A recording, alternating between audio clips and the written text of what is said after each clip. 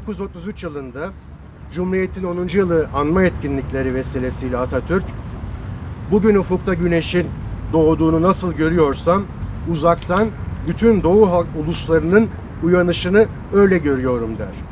Tarih atamızı haklı çıkarır. Aralarında dost ve kardeş ülkelerin de bulunduğu birçok ülke bağımsızlığını kazanır. Bugün 83. yılında Atatürk'ümüzü Orta Asya'da Tanrı Dağları'nın eteğinde kendi adını taşıyan bir parkta anabiliyorsak 1933 yılında bizlerle paylaştığı fikir ve duyguları anlıyor ve hissedebiliyoruz. Beraber